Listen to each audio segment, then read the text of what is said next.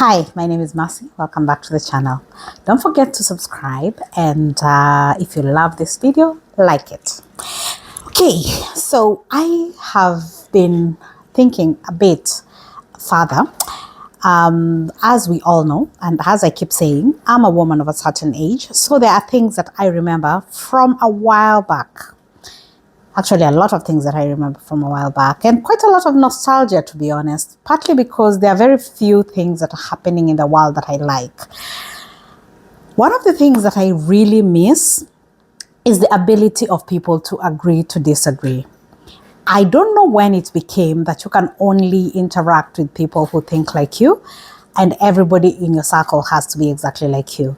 Now, I understand that we kind of need to have certain types of morals to be able to coexist. We need to be able to have, like your friend group, you have to have some form of,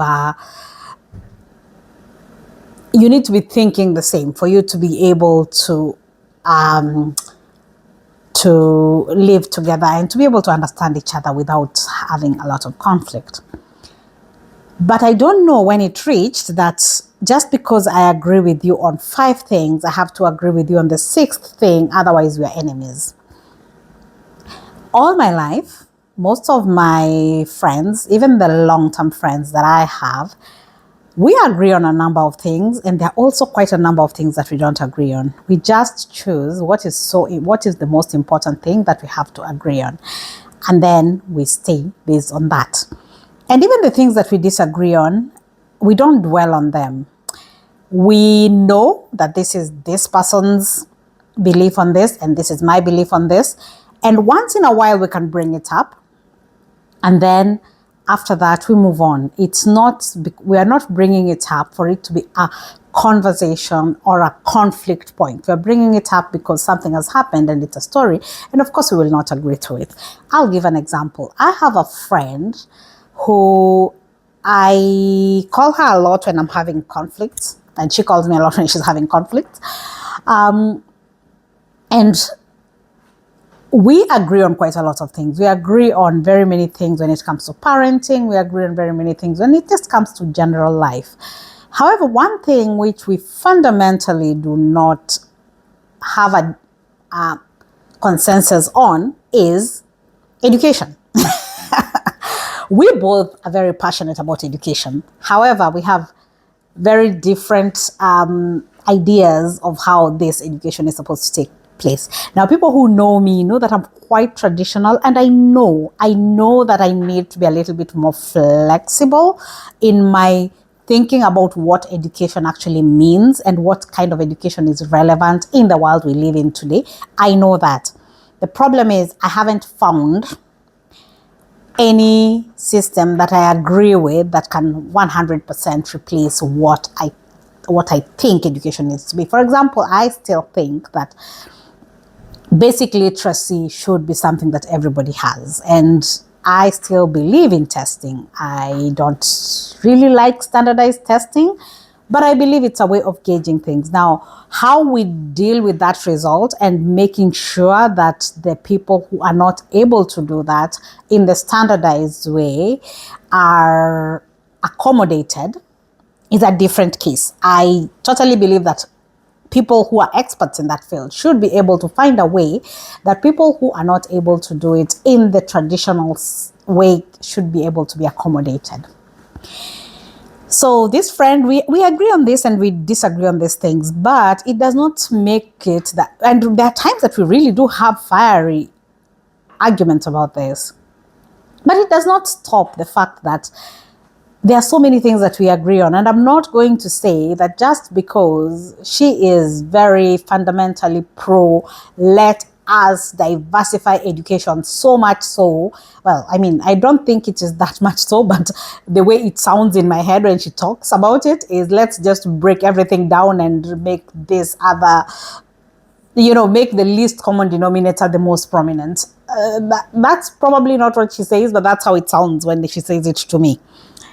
And I agree that we sometimes do get into it and we do not agree on stuff. But we respect each other enough to know that we don't have to agree on everything. We can agree on a certain number of things and then not agree on a certain number of things, and life goes on. Okay? So that's the first bit. And then, but what I come to realize from a lot of people is the minute I don't agree with your stance on something, you brand me as that, and then you decide to keep your distance. Now, the good thing, and this I hope I'm talking to somebody who is younger than me. The good thing about growing older is you reach a place where the fewer people you have, the better your life is.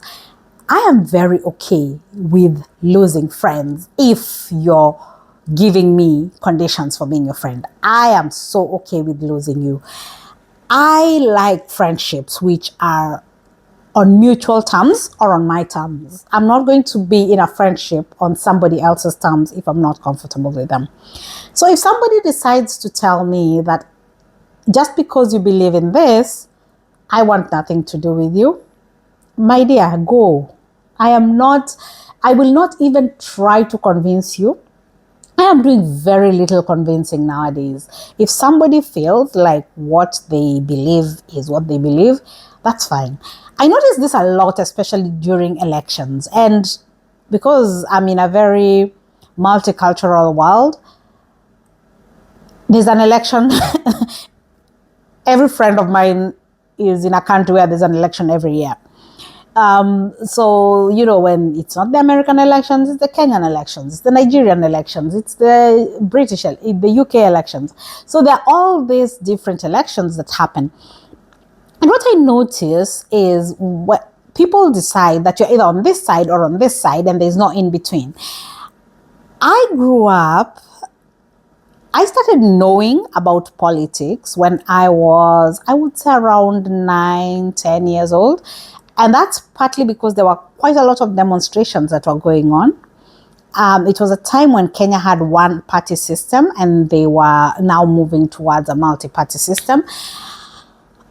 A lot of people died in the struggle for this, and there was quite a lot of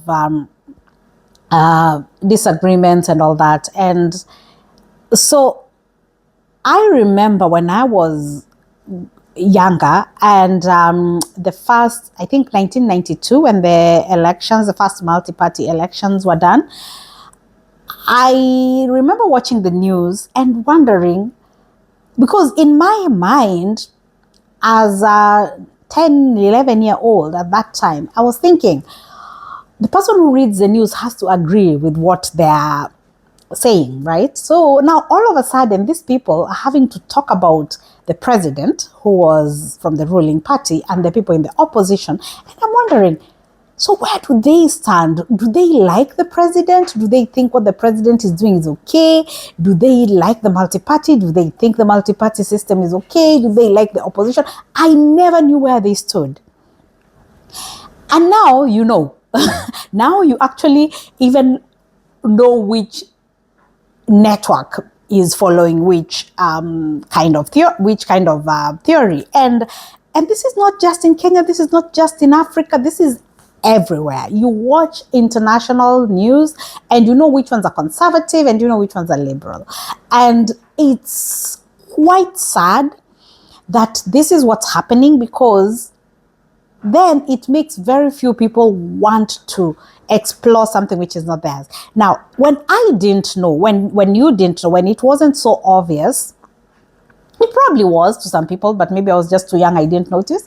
But when it was not so obvious, what used to happen was you would hear something from this end, and then you would hear the same thing, but a different spin on it from the other end.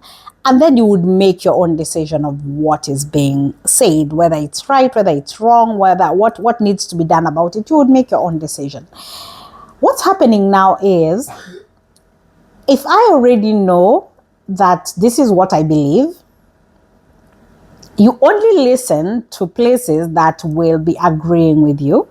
And for that reason, you never get to know why exactly others are believing what they believe, and then you start hating them.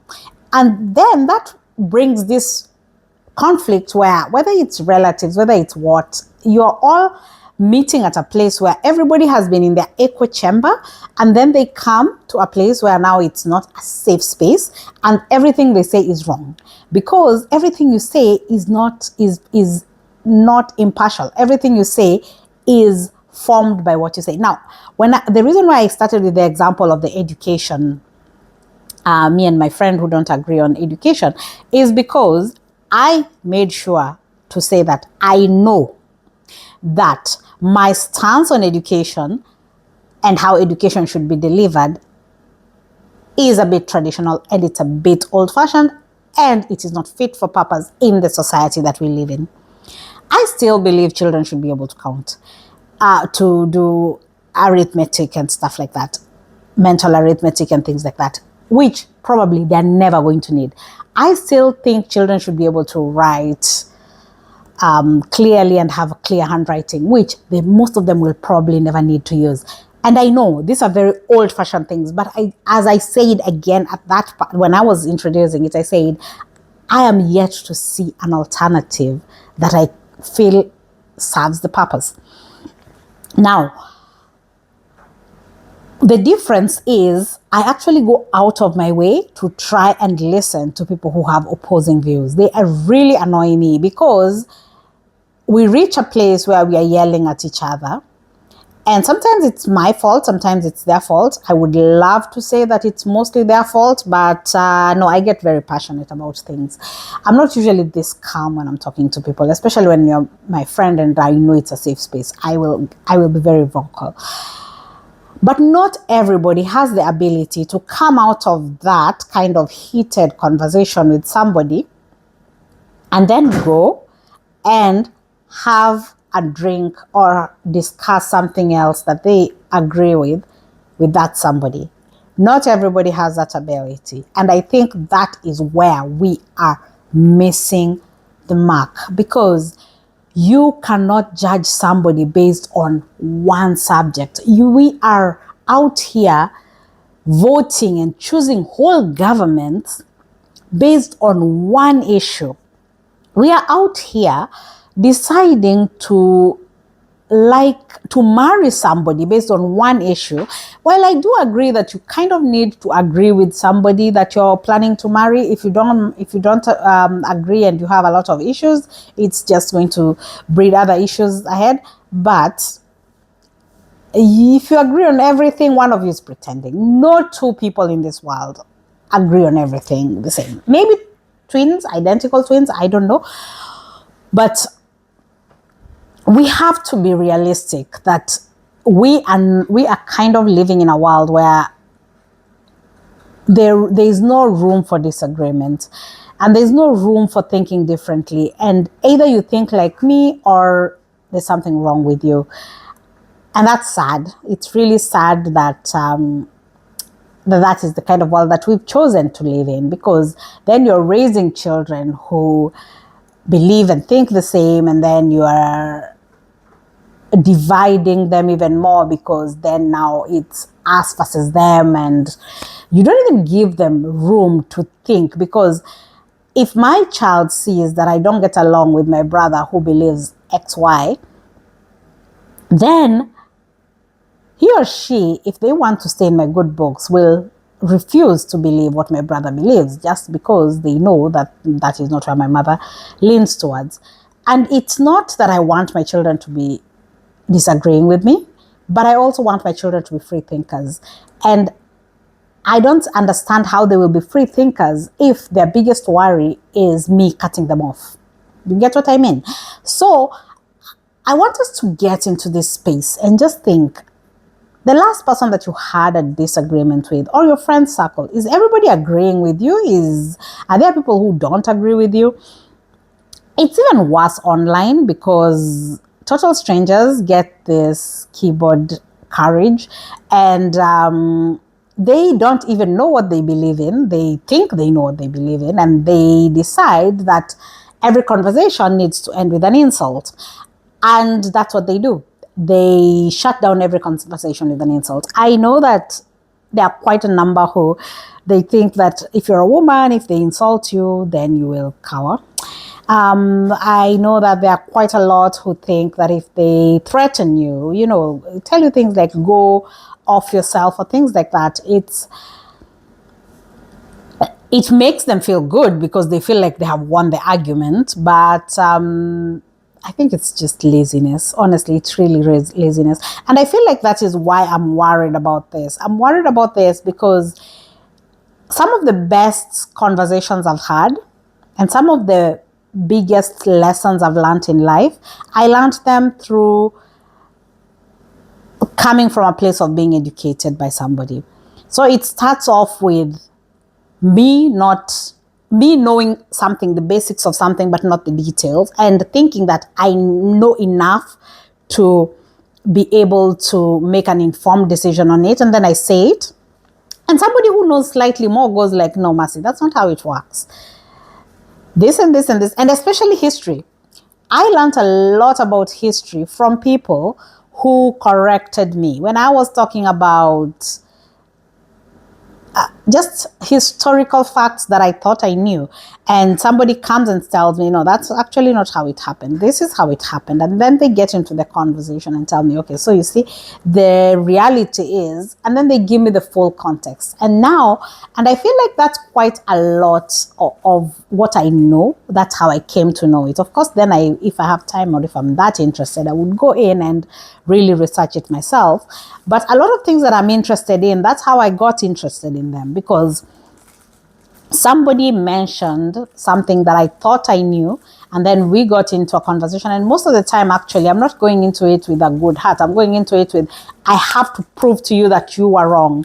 And then I get in there and I get into my research and I figure out that, okay, I was the one who was wrong. But I feel like this is something that is dying. We are not going to be able to do this because you're afraid that if you even question something, you're going to lose the friend, you're going to lose the relative, you're going to lose the relationship. And so I hope that this video is one of those things that will help you think and decide that maybe, just maybe, you should consider listening and being surrounded by people who think slightly different from you, so that you're able to advance a little bit more. So don't forget to like, subscribe, and leave a comment if you have lost any friends, or take the quiz. Have you lost friends because of what you believe politically, religiously, or all that? Let me know. Bye-bye.